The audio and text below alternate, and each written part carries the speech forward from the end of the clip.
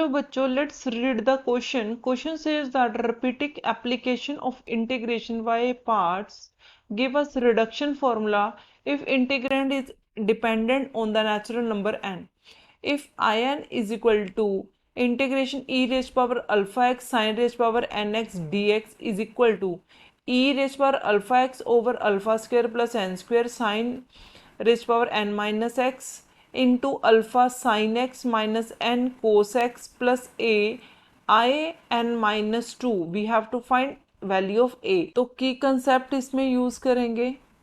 की concept that is integrate by parts. अगर हमारे पास दो का प्रोडक्ट हो रहा, दो फंक्शंस का, तो हम लिख सकते हैं first function as it is, second का integrate minus integrate differentiation of the first integrate of the second का ये होल इंटीग्रेट. नाउ यहाँ पे हम ले सकते हैं कि हमें गिवन है I n that is e raised power alpha x into sine raised power n x d x. तो इसे हम फर्स्ट फंक्शन लेंगे और इसे सॉल्व करने के लिए सेकंड फंक्शन. नाउ तो हमारे पास first function as it is sin raised power nx integration of the second alpha x dx minus integration differentiation हमने लेना है फर्स्ट का integration of the second dx का whole dx plus c. Now इसे लिख सकते हैं sine n x e raise power alpha x over alpha minus integrate n sine raise power n minus one x e raise power alpha x over alpha d x plus c. N over alpha बाहर ले लेंगे. हमारे यहाँ पे इसका भी integration होगा, तो यहाँ पे आ जाएगा कोस एक्स, साइन का कोस एक्स. नाउ तो हमारे पास आई एन हो गया e alpha x over alpha sine raised power n x minus n over alpha हम बाहर निकाल लेंगे.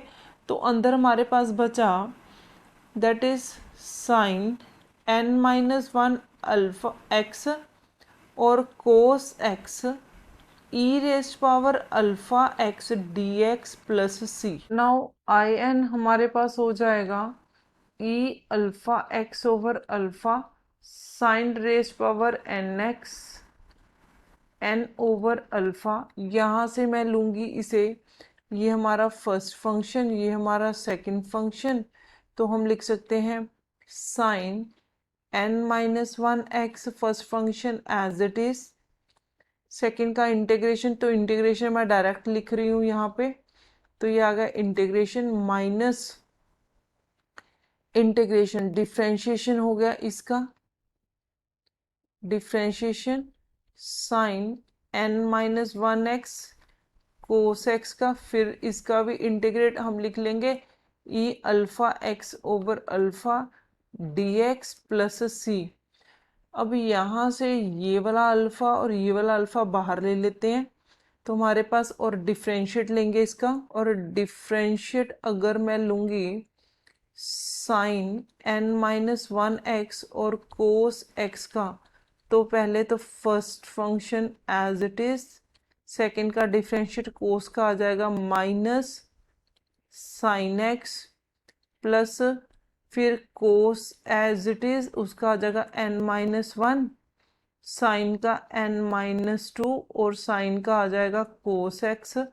तो ये हो जाएगा हमारे पास माइनस साइन एन एक्स आ गया और यहाँ पे plus n minus one sine n minus two x one minus जो साइन कोस स्क्वायर है उसका मैंने साइन स्क्वायर लिख दिया. तो ये बना minus sine n raised power n x plus n minus one sine n minus two x, यहाँ पे माइनस वन, तो minus n minus one sine की एन एक्स आ जाएगा.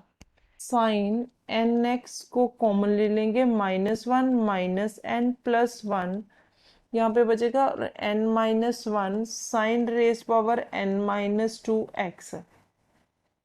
तो ये 1 और 1 कैंसल, तो हम लिख सकते हैं -n sine raise power nx plus n-1 sine raise power n-2x।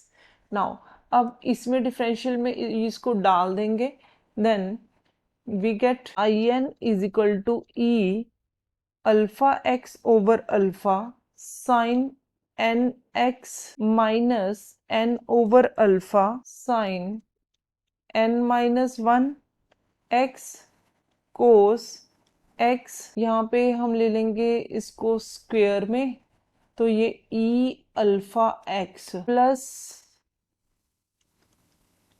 n over alpha square. तो इंटीग्रेशन में हम डिफ्रेंशिएशन की फॉर्म को डाल देंगे जो हमारे पास आया था, that is -n sine raise power nx plus n-1 sine raise power n-2 x e raise power alpha x dx। Now तो ये हो गया हमारे पास in e alpha x over alpha sine raise power nx minus n alpha square e raise power alpha x, ये x नीचे आएगा, तो यहाँ पे sine n-1 x cos x plus, अब ये हो गया हमारे पास -n²